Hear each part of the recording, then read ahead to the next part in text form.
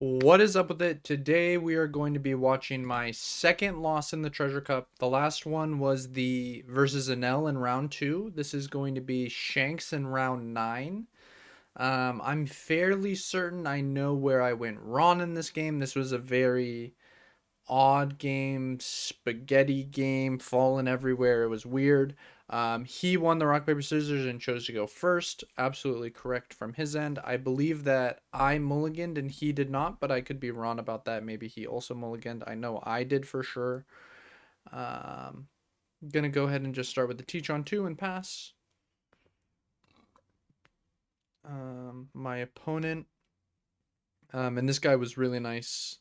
Pretty much, I think I had a good experience with all of my opponents this day. I don't think I had anyone who I felt like they didn't seem like a good dude. Um, I had a couple judge calls about like ruling mishaps, but nothing nefarious, I don't think. Um, I did. Oh, I wonder if that's my recording or if that happened like actually in game.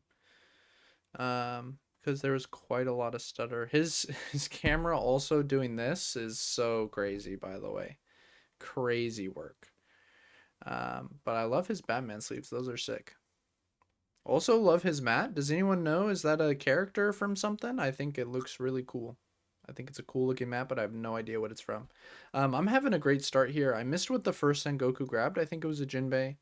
I think the second one was a Boa. I think I joke here like, oh no, what could this be? Um, and I'm just gonna go ahead and swing 8, play the Jinbei, and I'm really hoping he doesn't have a Red Hawk here. He actually does say that he's gonna minus the Jinbei here, so I'm getting a little worried. Um, Look at the top three. Just throw him to the bottom. I believe there was literally nothing good in there.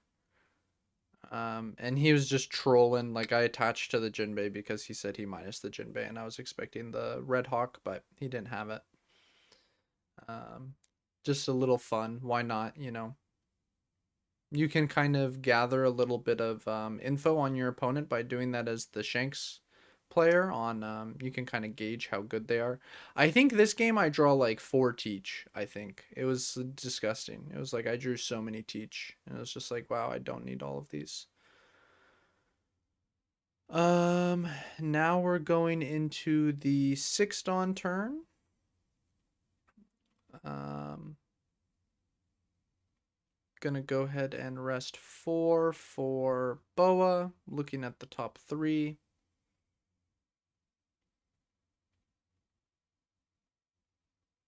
And I think I maybe once again bottom deck these. I remember I started with a Boa in my opening 5, and the second Boa I grabbed off the Sengoku because I wanted a 6 dawn play in case he red hawked my teach. Um, And here I'm really thinking, I don't remember exactly what's in this top 3. I'm not sure why I'm mulling it over so much. I feel like most of the time I kind of know instantly what I want to do based on the top 3.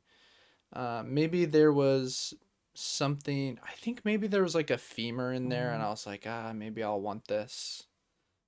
But I think it was kind of just like 3 trash cards and I elect to bottom deck them. I think that's what it was. I think maybe there's a femur in that 3 and I was like, I might end up wanting this. Um, yeah, and so here I end up playing the bounce law because my hand actually just has nothing good in it. um, and my boas aren't finding me, they're not finding me the weevils, etc. of the world. But my opponent does take, um, which makes sense. I swung like 9 at him right there. Um, and then I get the card out of his hand via the law.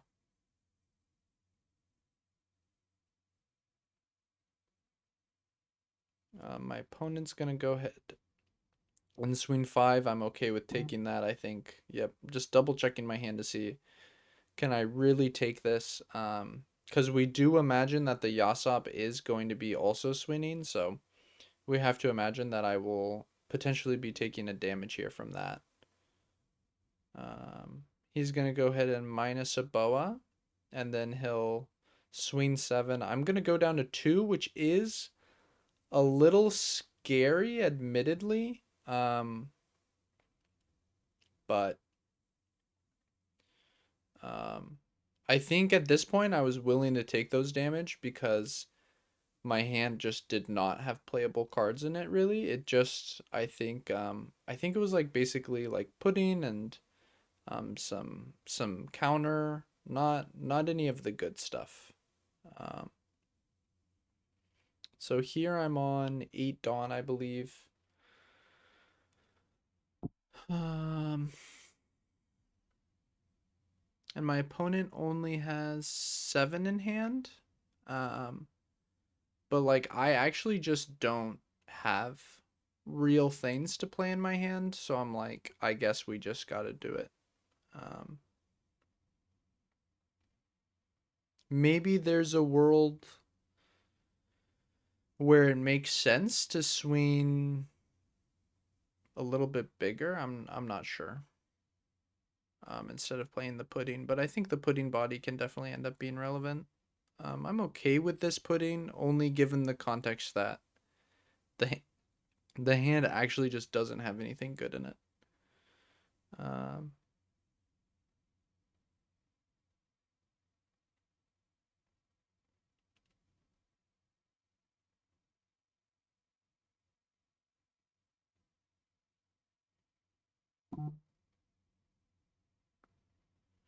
Here I end up swinging 7 at life. Um, at least I believe it's at life.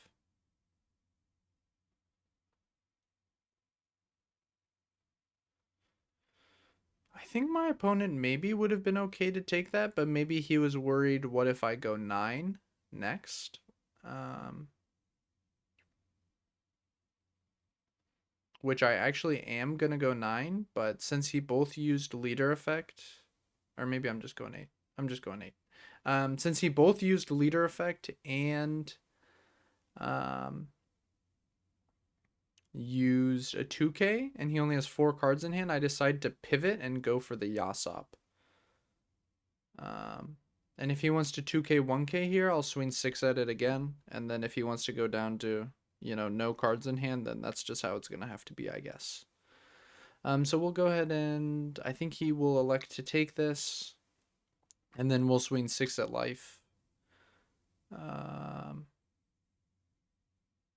he'll go ahead and give us a 2K. So he started with a Yasop on board and 7 cards in hand, and he ended his turn with 3 cards in hand and no Yasop on board. I think that's not a bad turn for us, all things considered, honestly. Not a bad turn for us. He is still at 3 life, but I don't think that's a bad turn for us. I think maybe he should have countered differently. Um, Hard to say. We don't know his hand, obviously. But yeah, as you can tell based on the fact that I played a crocodile and we do know about the 2K law, um, my hand is just like really straight. Yeah, see, there's the third teach. I think I drew 4 teach throughout the course of this game. He's going to go ahead and Beckman, and then he's going to go ahead and um, Newgate. Um, I think honestly, he was maybe supposed to be more aggressive here. Um, I think he's trying to play this game more like a standard game. Um, when I'm at 2 life, right? I'm at 2 life. I have no blockers. Like you can just press W there, man.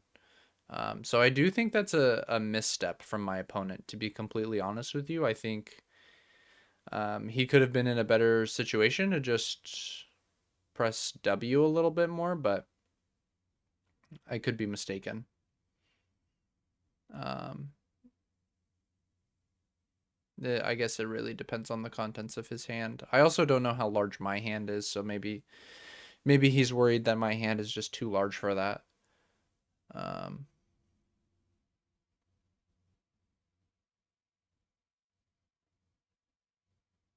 yeah, maybe I'm wrong about that. Maybe this play was better than what I was suggesting. Okay, so I'm gonna go ahead and start with a um, what am I gonna start with here?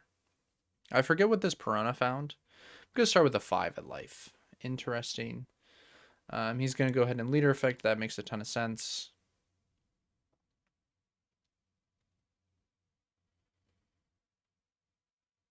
And I think once he does that, I decide that now I'm pretty safe to take this Newgate. So I'm going to go ahead and swing 11 at Newgate, leader effect. I did find a Jinbei off the top, and I think I also drew a Gecko for turn. So Gecko can go ahead and grab me back a 2K. He's going to let that die, and then I can go ahead and swing 5 with Pudding. And he'll take. So once again, I feel like we've had a pretty good turn. We were able to take away a big threat on the body, on the board, and we were able to deal a damage while also repairing our board. Um, so feeling pretty good about that.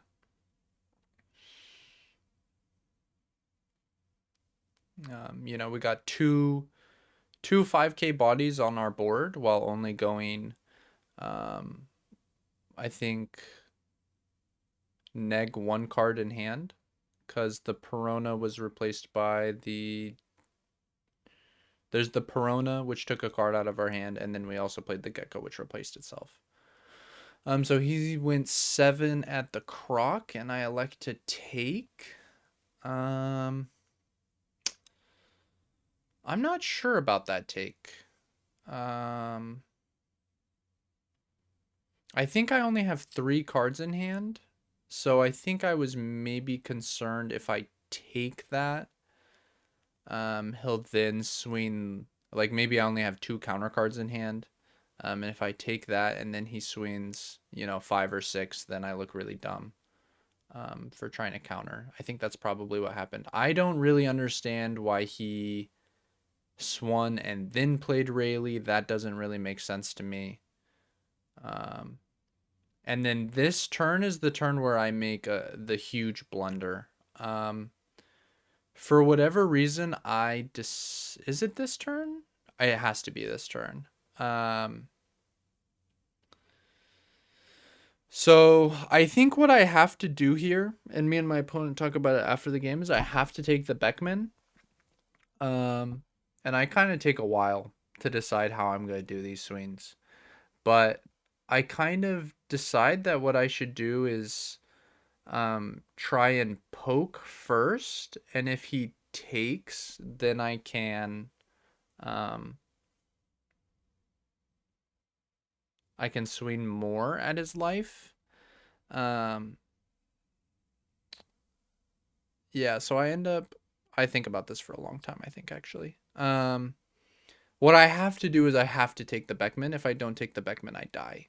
Um, and I think that's something that I end up miscalculating. Like I end up swinging with this pudding and then he takes and then I'm like, well, I can't swing at the Beckman now. Like he has 5 cards in hand. Like I can't swing at the Beckman now. Um, and I end up losing because of it. I think I have to swing at the Beckman first. I'm not exactly sure what the correct number to swing at the Beckman is here. Um,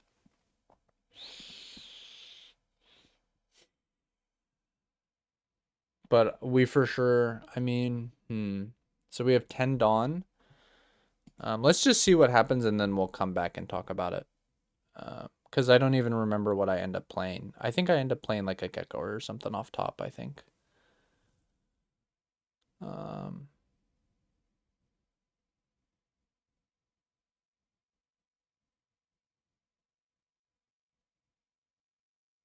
yeah, I end up going 10 at life or 11. Yeah, 11 at life, and then there was another Jinbei, and the Jinbei finds a Gecko, which gives me counter again. And he just takes, of course, and then I pass. So I think I was just first action supposed to swing at this Beckman for 11. Um, he has 4 cards in hand. He needs double 2. Maybe it's supposed to be even bigger than 11. Maybe I'm supposed to go 12.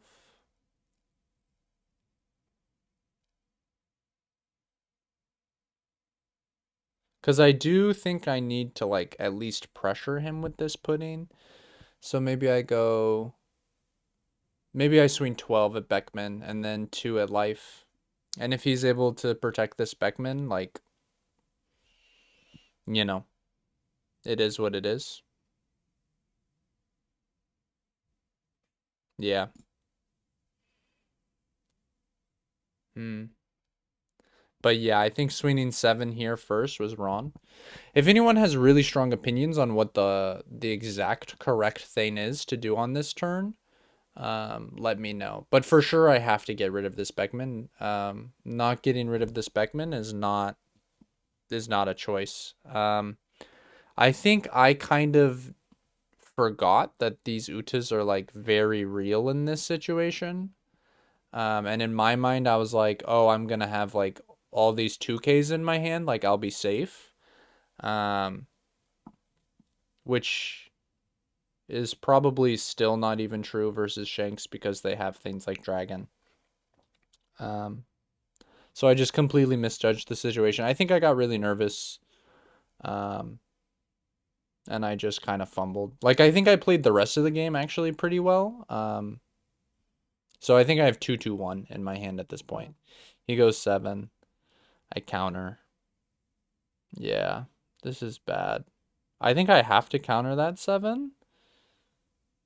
Because if I don't, he goes 9 and then 14. Um, and even if both of these are 2Ks, I would have died to the 14. Yeah, I would die to the 14. So I'd have to counter the 9, which takes those. Yeah, it really doesn't make a difference, I think, if I counter this or not. He thinks for a long time. And in this moment, I'm just like, oh man, hopefully he just doesn't realize he actually just has game every time. I think this is a pretty simple swing 5. And if I counter, it's fine. 3. Yeah, you swing 5, and if I counter, it's fine. You just swing 5 again. And then you swing 8, and then you swing 9. And it's guaranteed game. He thinks about it for a long time though, I think, which is fine. Like it's final turn of the game. Um, he swung 5 with leader first, which is interesting. And I don't counter because I mean I just he can randomly generate how he's gonna kill me here. It doesn't matter. Yeah, and he had the dragon. Would I have survived even if I killed this Beckman? I feel like the answer is yes. I think the answer is yes, for sure. Um, let's see. Yeah, so he shows me his hand. He had like or this dragon. Yeah, he had 3 dragons. He had a Goldie Roger, there's a Red Hawk. I think this is a new Ben Beckman.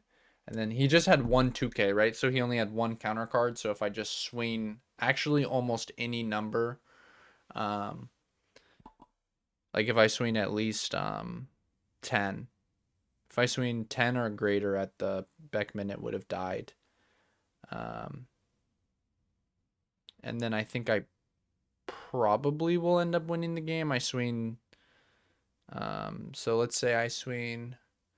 I don't know if 11 or 12 is correct at the Beckman, honestly. I feel like I think I lean towards 12. I swing 12 to the Beckman. I rest 1. I have 2 on left. I swing 6 at life, We technically, I think, don't know if this was, if either of these were life or, because he did have 2 life and he also drew for turn. Let's say it doesn't get through though. His next turn, he can swing over these 2. He can leave 2 Dawn up, and then I have 3 swings, 4 swings. He has 2 life. He does have this Red Hawk. I kind of think actually maybe I still lose. I think because of the Red Hawk. If he was able to counter this 6 and stay at 2. Because he can take these 2 really easily. And then I just have 4 swings, but the Red Hawk can potentially, like, I don't want to preemptively attach Dawn to this, I don't think. Let me know what you guys think. Like, imagine he's at 2 life with, I guess he would have 1, 2, 3, 4. I guess he'd only have 3 cards in hand. He has 3 cards in hand. He has 2 life. Not sure how it would be sequenced. Maybe I still lose, honestly. Because the Red Hawk could potentially deal with 2 things. Like, is it ever correct for me to attach 1, attach 3 all preemptively? I mean, if he has 2 Dawns standing, it's kind of hard. It's kind of hard. Well, actually, wait. No, never mind. He plays Dragon. I was going to say, is there ever a world where I get to keep these, but I don't. Because he plays Dragon. He swings 8 at, he swings like 7 at 4. I take. He swings like 8 at 5. I have to take. He swings 9. Yeah, I take a damage and then I have to go for game. So maybe I was wrong. Maybe this wasn't winnable. Because I kind of think it's going to be really hard. I mean, I guess it really depends on like where this Red Hawk was, right? Was it like already in his hand? Because like the Red Hawk can potentially, I mean, it for sure gets through 1 attack. So like if I did swing 6 and then I leader skilled and, or he leader skills in 1 case out of this, he has 2 life. Let's say he has these 2 already in hand and his last 2 life are bricks, right?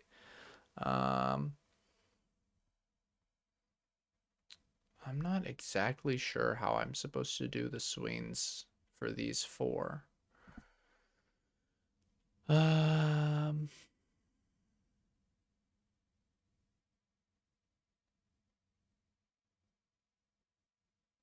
it's so hard, man. I don't know. I don't know. If someone has like a master's thesis they want to write in the comments, I would appreciate it. I appreciate you all so much for watching. Have a great rest of your day.